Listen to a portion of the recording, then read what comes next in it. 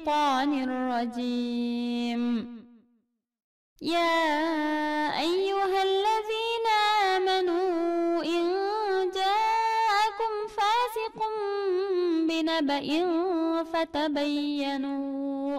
فتبينوا أن تصيبوا قوما بجهالة فتصبحوا على ما فعلتم نادمين.